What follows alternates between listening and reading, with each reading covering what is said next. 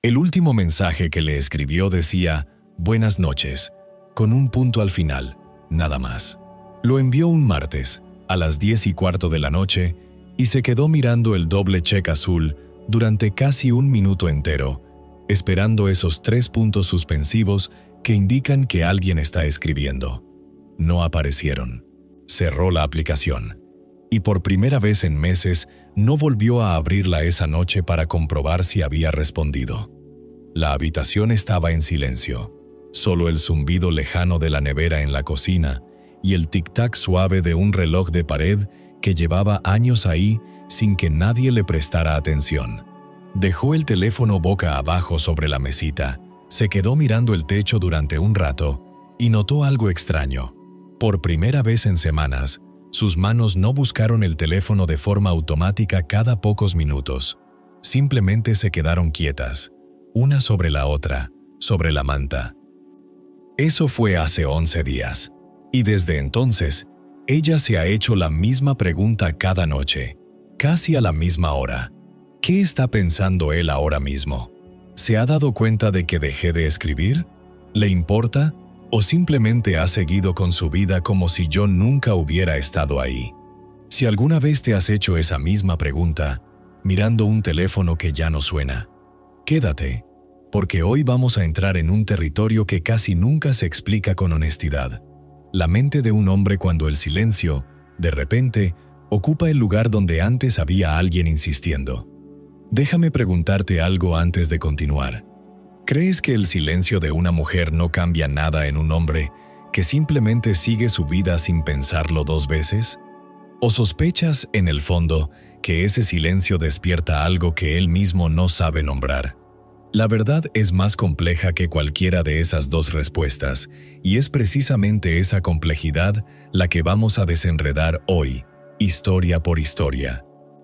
Carl Gustav Jung pasó buena parte de su vida estudiando algo incómodo, que la mayoría de nuestras reacciones automáticas, esas que creemos elegir libremente, en realidad nacen de patrones inconscientes que ni siquiera sabemos que llevamos dentro. Hoy vamos a usar su mirada para entender qué ocurre realmente en la mente de un hombre cuando el mensaje deja de llegar. Pero, sobre todo, vamos a entender qué ocurre en una mujer cuando decide, por fin, dejar de escribir. Porque este video no es una guía para hacer que alguien vuelva.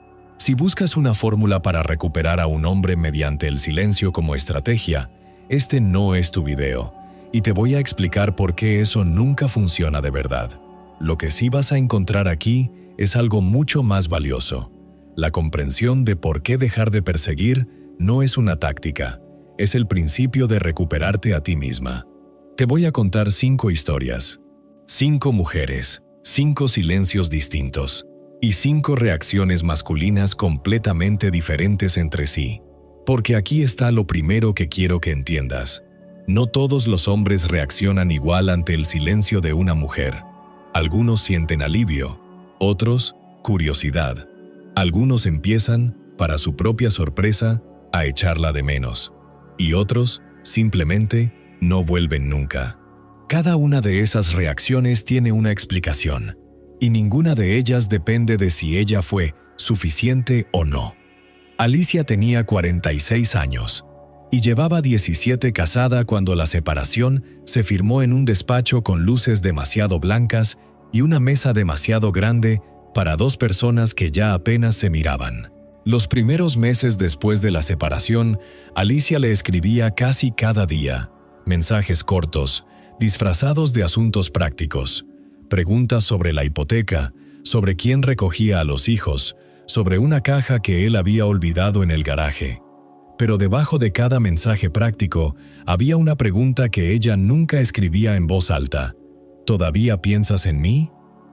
Una noche de lluvia, mientras esperaba en el coche aparcado frente a la casa que había sido suya durante 17 años, viendo caer el agua sobre el parabrisas y desdibujando las luces del porche, Alicia se dio cuenta de que llevaba 20 minutos ahí sentada, con el motor apagado, solo para tener una excusa de quedarse un poco más cerca de una vida que ya no le pertenecía. Ese fue su punto más bajo.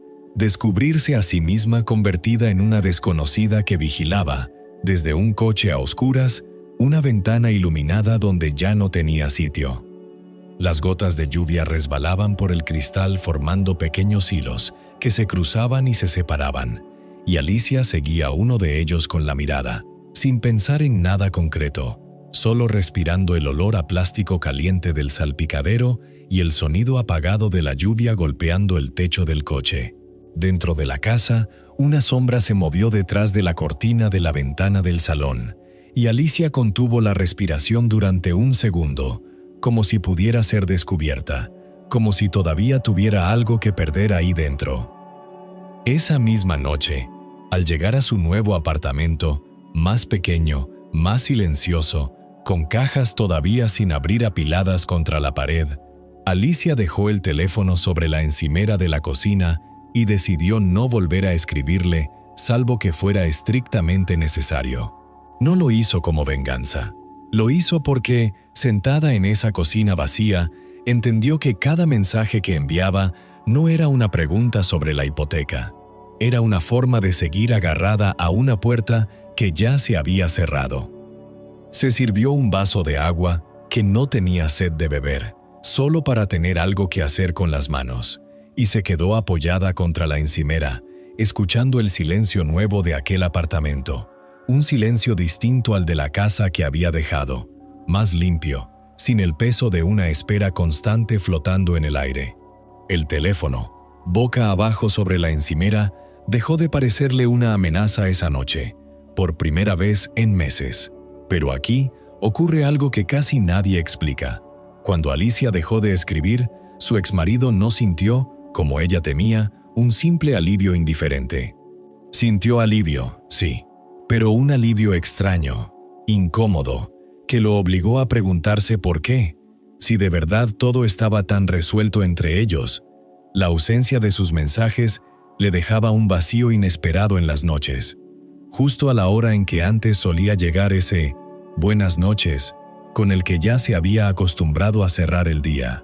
Chung explicaba que el alivio y la pérdida pueden convivir dentro de una misma persona sin que ella misma lo note, porque el vínculo, aunque haya terminado, sigue ocupando un espacio en la psique mucho después de que las palabras dejen de sonar.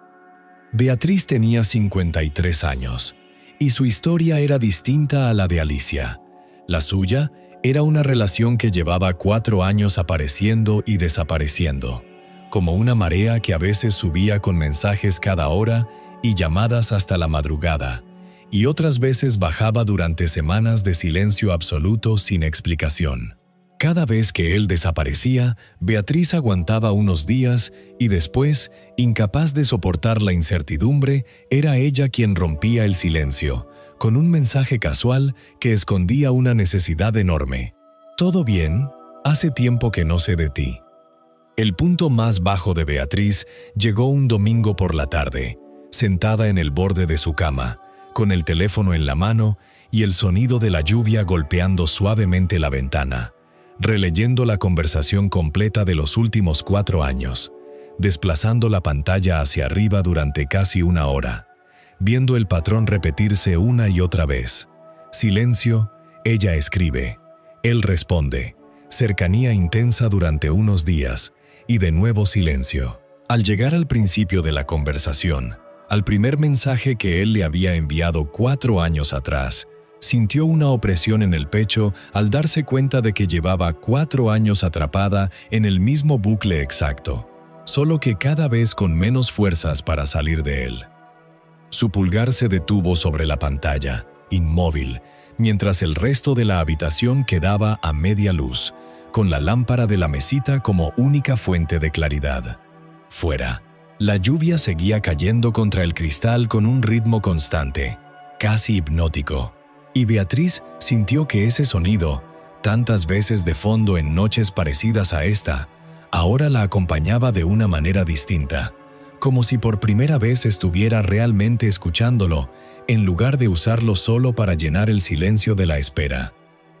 Esa noche, por primera vez en 4 años, cuando el silencio llegó de nuevo, Beatriz no escribió nada.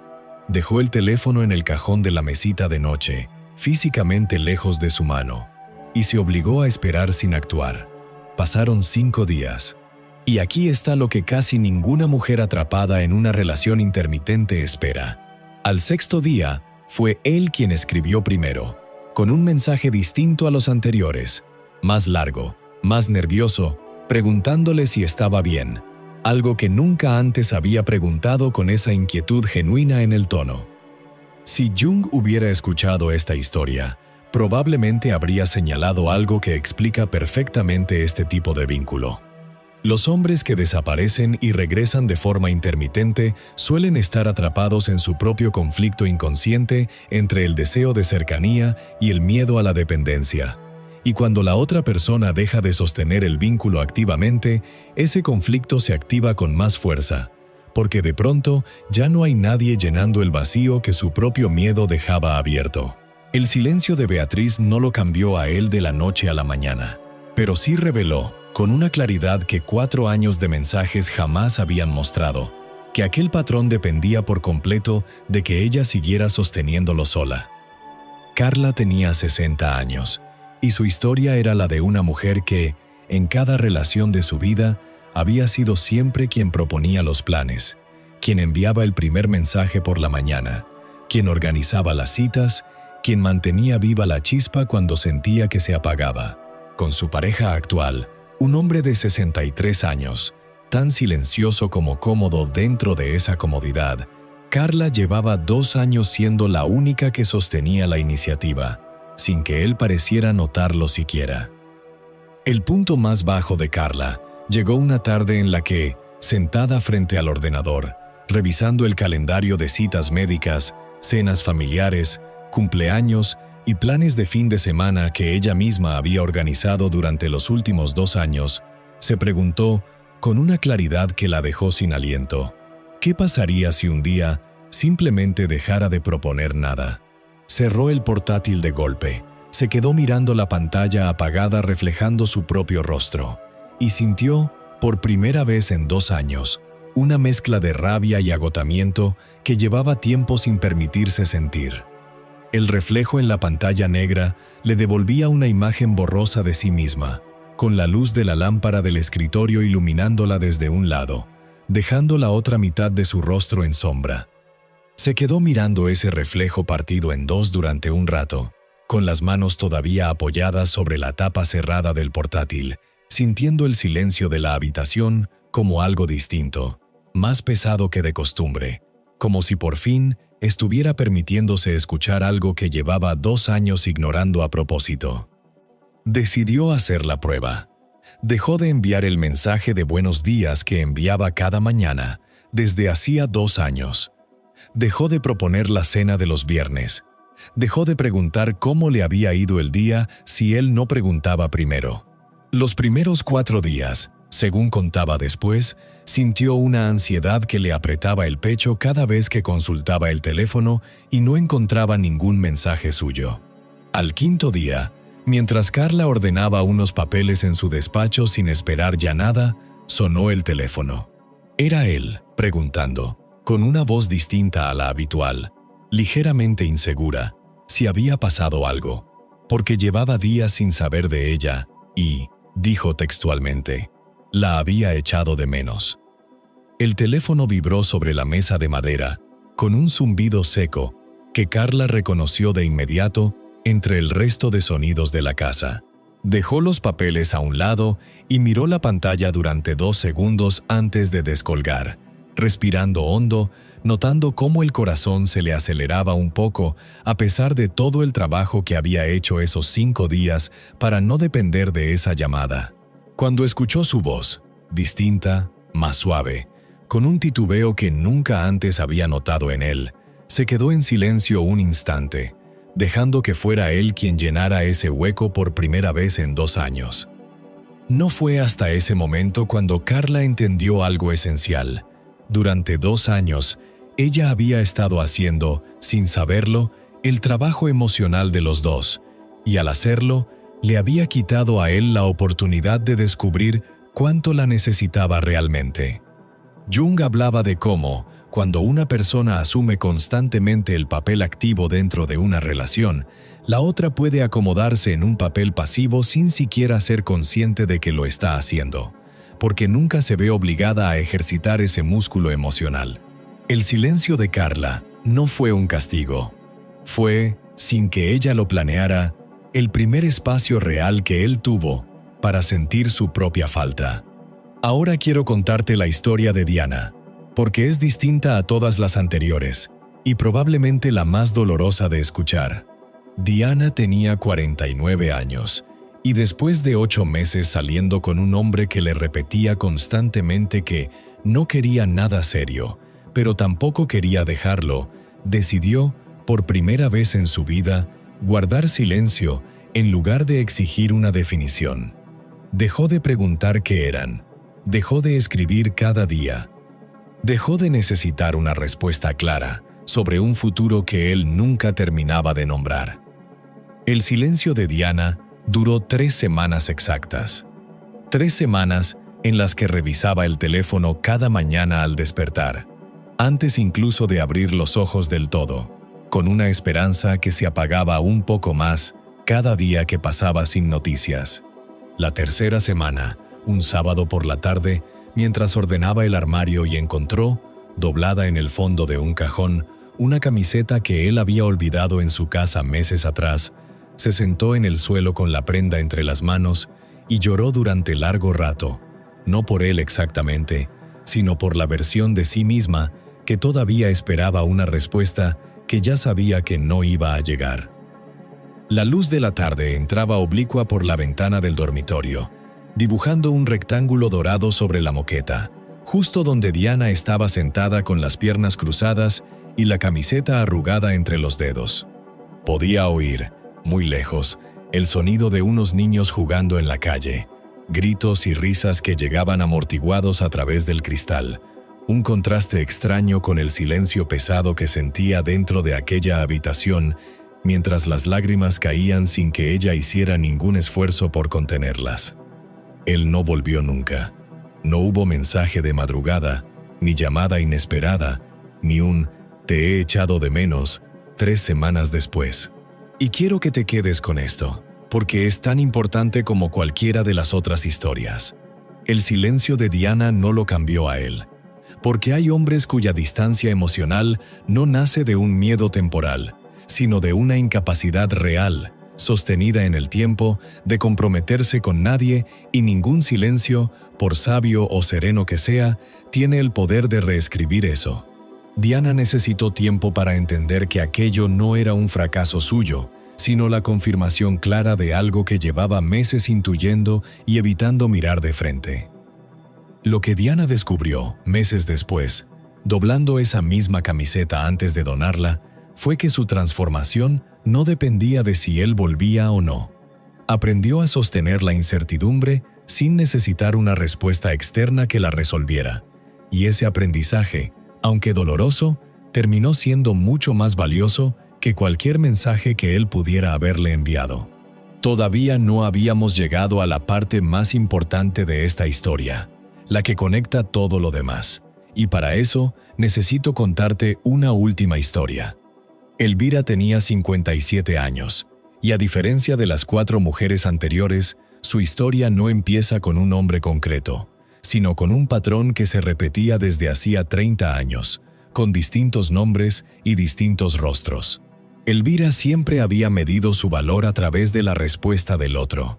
Si él escribía rápido, ella se sentía bien; si tardaba, se sentía mal; si desaparecía, se sentía invisible. Su estado de ánimo, durante décadas, había dependido por completo de un teléfono ajeno a su control. El punto de inflexión de Elvira no llegó por un hombre concreto, sino por una conversación con su propia hija, sentadas ambas en la cocina una tarde de domingo mientras pelaban naranjas en silencio. Su hija le preguntó, sin maldad, con la honestidad directa que solo tienen los hijos: «Mamá, ¿por qué tu humor siempre depende de si él te ha escrito o no?». Elvira se quedó con el cuchillo suspendido sobre la naranja a medio pelar, sin saber qué responder, sintiendo que esa pregunta le atravesaba algo mucho más profundo que cualquier relación concreta que hubiera tenido en su vida. El olor cítrico de las cáscaras recién peladas llenaba la cocina, mezclado con el aroma del café que se enfriaba lentamente en 2 tazas sobre la mesa. La luz de la tarde entraba suave por la ventana, iluminando el polvo que flotaba en el aire, y por un momento nadie dijo nada más. Solo se oía el sonido del cuchillo contra la cáscara, un chasquido seco y repetitivo, hasta que Elvira finalmente dejó el cuchillo sobre la mesa y admitió, en voz baja, que no tenía una respuesta clara para la pregunta de su hija. Esa noche, Elvira hizo algo que ninguna de las otras 4 mujeres había hecho todavía. Dejó de centrar la pregunta en él y empezó a centrarla en sí misma. Dejó de preguntarse ¿por qué no me escribe? Y empezó a preguntarse ¿por qué necesito tanto que me escriba para sentirme bien? Ese cambio de pregunta, tan sutil en apariencia, fue exactamente lo que Jung describía como el verdadero inicio del proceso de individuación. Dejar de buscar la causa de nuestro malestar fuera y empezar a mirar qué parte de nosotras sigue esperando, desde muy antiguo, que alguien externo venga a completarla. Y aquí está la revelación más importante de todo este video, la que da sentido a las 5 historias que acabas de escuchar. La reacción de un hombre ante el silencio de una mujer nunca depende únicamente de cuánto la quiere. Depende de su propia historia, de sus propias heridas, de su propia capacidad o incapacidad para sostener la cercanía. El alivio de algunos, la curiosidad de otros, el vacío que empuja a algunos a volver y la ausencia definitiva de quienes no vuelven jamás, todo eso habla de ellos, de su propio mundo interior, mucho más de lo que habla de ti. Piensa en ello como si cada hombre cargara, sin saberlo, una mochila invisible llena de todo lo que aprendió sobre el amor mucho antes de conocerte a ti. Algunos aprendieron que el amor es peligroso y por eso el silencio les da alivio, como quien deja de sostener un peso que llevaba tiempo cansándolo. Otros aprendieron que el amor solo aparece cuando alguien lo persigue y por eso, cuando la persecución cesa, sienten curiosidad, casi desconcierto, como si de pronto el terreno bajo sus pies hubiera cambiado sin previo aviso. Otros nunca habían tenido que sostener nada por sí mismos, porque siempre hubo alguien sosteniéndolo por ellos, y el silencio los obliga, por primera vez, a cargar un peso que desconocían. Y otros, simplemente, cargan una mochila tan pesada de sus propias heridas no resueltas que ningún silencio, por sabio que sea, puede hacer que decidan abrirla. Esto significa algo liberador y a la vez incómodo. No puedes controlar cuál de esas 4 reacciones vas a provocar cuando dejes de escribir, porque no depende de ti, depende de la estructura psicológica de él. Lo único que sí depende de ti es la razón por la que decides guardar silencio. Si lo haces como estrategia, esperando una reacción concreta, seguirás atada a su respuesta exactamente igual que si siguieras escribiendo. Pero si lo haces porque has entendido que perseguir constantemente a alguien te vacía, entonces, sin importar lo que él haga después, tú ya habrás ganado algo que ninguna respuesta suya podría darte.